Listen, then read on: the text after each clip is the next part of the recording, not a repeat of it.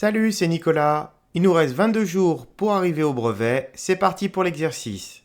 Comme d'habitude, l'exercice est en lien dans la description. Aujourd'hui, on va parler un peu de Thalès et aussi des calculs de vitesse. On va pouvoir commencer tout de suite la correction. Donc, on a notre situation. Une famille qui se promène au bord d'une rivière, des enfants qui aimeraient connaître la largeur de la rivière. On a un dessin qui est tracé ici sur un schéma. Toutes les longueurs sont données en pas, mais ça ne va pas changer grand-chose à nos raisonnements. On vous donne des points alignés, etc. etc. Globalement, moi, rien qu'en voyant l'énoncé, je vois des points alignés, je vois une situation avec deux triangles en format papillon, je sais déjà qu'il va y avoir une histoire de théorème de Thalès. Première question, démontrer que les droites AC et BD sont parallèles. Au collège, pour démontrer que des droites sont parallèles, on n'a pas 36 000 possibilités. La première, c'est une propriété de sixième qui dit que si deux droites sont perpendiculaires à la même droite, alors elles sont parallèles. C'est d'ailleurs notre situation ici. Tu peux aussi montrer que tu as deux droites qui sont en fait des bords, par exemple, d'un rectangle, et tu sais que les côtés opposés d'un rectangle vont être parallèles. Ou alors, tu as aussi la réciproque du théorème de Thalès. Dans ce que j'ai écrit, il y a deux, trois choses qui sont implicites parce que c'est écrit dans l'énoncé. Donc ici, les droites AC et BD sont perpendiculaires, oui, parce qu'en fait, il y a deux codages d'angle droit ici. Ça, t'as pas besoin de le dire, ça se voit sur le dessin. En fait, ce qu'on veut surtout, c'est que tu cites la propriété. La droite AB aussi, il y a des choses implicites, parce que rien nous dit s'il n'y a que le schéma que les points A, E, B sont bien alignés pour que ça forme une droite. Ici, c'est écrit que A, E, B sont alignés tout au-dessus. Donc ici, pas de souci. Donc les droites sont bien parallèles. On va pouvoir passer à la question 2. On nous demande de déterminer la longueur AC, donc la longueur ici, enfin la largeur de la rivière plutôt. Donc on a une situation papillon avec deux triangles et on a envie d'utiliser le théorème de Thalès. Alors j'ai beaucoup d'élèves qui ne prennent pas le temps de rédiger le théorème de Thalès et vont me dire directement, bah écoutez, 5 fois 4 ça fait 20, donc le triangle là est 4 fois plus grand que celui-là, donc je fais 1 fois 4 et la longueur AC elle fait 4 pas. C'est vrai, mais il faut aussi justifier qu'on a le droit de le faire. Et c'est justement là que le théorème de Thalès va intervenir, ou alors on peut aussi déterminer que les deux triangles sont semblables. Alors je vais le faire avec Thalès, mais je vais quand même te parler rapidement des triangles semblables. Pour avoir deux triangles semblables, il suffit d'avoir deux triangles qui ont des angles égaux. Donc là déjà, ils ont l'angle droit qui est en commun, enfin qui est égal. Donc ils ont deux angles de 90 degrés. Et ensuite, comme ici j'ai un alignement CED et un alignement AEB, en fait j'ai deux droites qui sont séquentes en E. Et donc l'angle qui est ici, et l'angle qui est ici, il s'appelle donc des angles opposés par le sommet. Et s'ils sont opposés par le sommet, ils ont la même mesure. Donc ici, on a deux angles de même mesure dans les deux triangles. Les triangles sont semblables. Et là, j'ai le droit de faire mon x4. Mais il faut le justifier tout ça. Le théorème de Thalès, ça permet de le justifier peut-être un peu plus simplement. D'autant plus qu'on m'a posé la première question de me montrer que les deux droites sont parallèles. Et j'en aurais besoin pour utiliser le théorème de Thalès. Donc je commence avec mes lignes de justification. Donc les points AEB et CED sont alignés dans cet ordre. Alors pour les points, il y a des virgules entre les points, sinon ça fait un triangle si tu mets rien du tout. Tu mets pas de chapeau, c'est vraiment que des points, des lettres individuelles. Tu les mets dans le même ordre. Donc là je suis parti de la gauche vers la droite, donc AEB, et pour CED j'ai fait CED. Maintenant je vais dire donc du coup que les droites sont parallèles.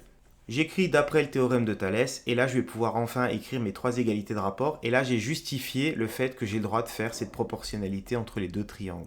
J'ai mis mes deux triangles en couleur, donc j'en ai mis un vert et un rouge pour que tu comprennes bien. Ici je vais mettre en haut uniquement les côtés du triangle vert, j'aurais pu les mettre en bas, ça n'a pas d'importance. Mais il faut vraiment que tu choisisses un endroit et que tu les mettes tous au même endroit. Donc là, j'ai dit en haut. Donc, on y va. Je vais les mettre dans l'ordre que je veux. Donc, CA, AE et CE. C'est les trois côtés du triangle vert. En dessous, je vais mettre en rouge les longueurs du triangle rouge. Sauf que ceux-ci, je ne peux pas les mettre n'importe où, puisqu'une fois que tu as placé les côtés du premier triangle, il faut qu'ils se correspondent avec le deuxième triangle. Donc là, par exemple, la longueur CA, en face, ça va être la longueur BD. Donc je vais mettre BD ici. Ici, AE, donc AE, il est là. En face, ça va être EB. Alors quand je dis en face, c'est sur le même alignement là. Donc EB.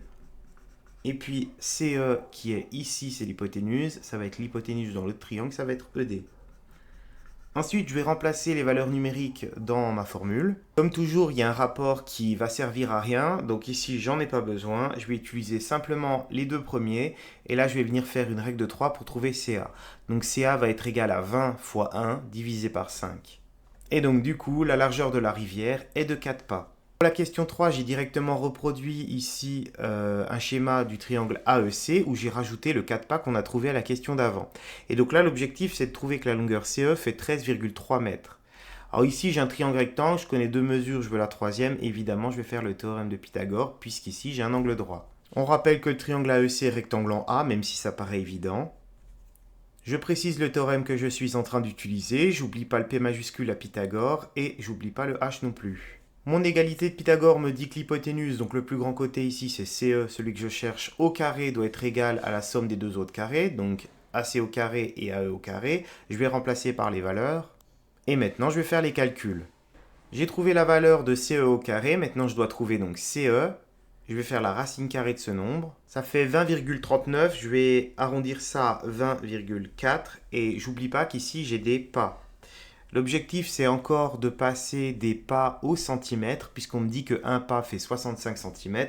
Donc, il ne me reste plus qu'à faire 20,4 multiplié par 65 cm pour avoir le résultat directement en centimètres, ou alors fois 0,65 pour avoir directement le résultat en mètres. D'ailleurs, je vais faire ça. Donc, fois 0,65, puisque c'est le résultat en mètres, et ça va me donner normalement le résultat que je voulais. Je trouve 13,26, ce qui s'arrondit à 13,3 mètres. C'est exactement ce que je voulais pour la longueur CE qui était annoncée dans l'énoncé. Une autre stratégie aurait consisté à passer directement ici les pas en centimètres ou en mètres pour ensuite faire Pythagore avec les résultats en mètres, en centimètres et avoir directement le CE égal à 13,3 à la fin. Question 4a, donc là on a un calcul de vitesse en mètres par seconde. On vous donne l'instruction qu'un enfant lâche un bâton au point E, il fait une ligne droite ici jusqu'au point C. On sait quelle est la longueur de EC puisqu'on nous la donne dans la question 3, d'où l'intérêt de donner le résultat dans la question 3 pour pouvoir ensuite l'utiliser dans la question 4, même si on n'a pas réussi à faire la question 3. Donc, t'y penses aussi quand tu seras au brevet, c'est que si tu bloques sur une question et qu'on te donne la réponse, ça t'empêche pas de continuer. Généralement, c'est bien fait, il s'arrange de façon à ce que tu puisses continuer malgré tout. Donc ici, on va faire un tableau de proportionnalité pour essayer d'y voir plus clair. Alors, je sais que le tableau de proportionnalité n'est pas nécessaire dans cette situation, je le fais juste pour montrer. Ici, on me dit que le bâton va faire 13,3 mètres en 5 secondes. Et moi, l'objectif, c'est de trouver donc la vitesse. Donc la vitesse en 1 seconde, combien de mètres en 1 seconde. Donc en fait, je cherche la cellule qui est ici dans mon tableau de proportionnalité. Donc je vais faire comme tout à l'heure un produit en croix. Donc 13,3 fois 1 divisé par 5. Et quelqu'un qui est à l'aise aurait pu faire directement 13,3 divisé par 5, c'est-à-dire un retour à l'unité.